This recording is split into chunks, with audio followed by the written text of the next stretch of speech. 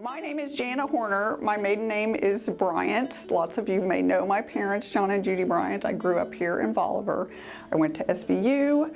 I have been here at CMH for almost 10 years. A screening mammogram is when you come in with no breast problems. So you're feeling fine, you're just getting your annual study like you should. So you don't have any breast complaints. So most of those people go on to, come back and see us in a year, which is what we recommend every year starting at 40. So the people who do get called back to come back for some extra pictures, very few of them actually end up having breast cancer. So that's one thing I want to make sure that people know.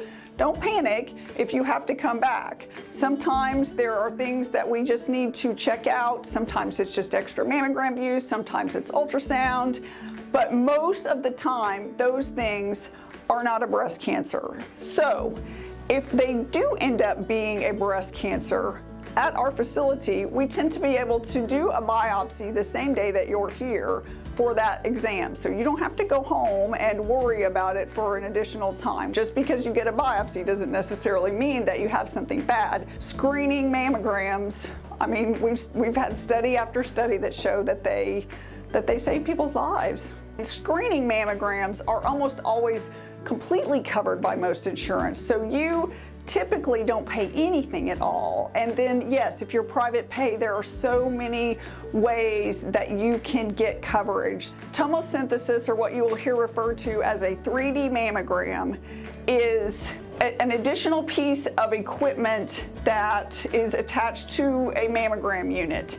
So 2 pictures on each side is standard screening mammogram. For tomosynthesis, you have a tube that works a little bit like a CAT scanner, where it rotates around the breast and it takes several pictures at each location, and then they're all fused together. Now, in doing so, it makes some things blurry.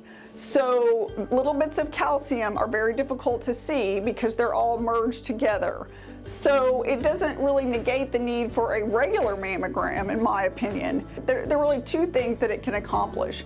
The first is it can decrease the callback rate from screenings. The other thing that tomosynthesis is known for is because it can see in that dense tissue a little bit better than a regular mammogram for some people with dense breasts, it can be helpful in finding smaller cancers in the midst of dense breast tissue. Now that equates to about 3 people per 1,000 mammograms. So the potential of 10 people a year possibly, probably less than that. I don't feel like there's something that we're lacking here because we don't have that technology at CMH.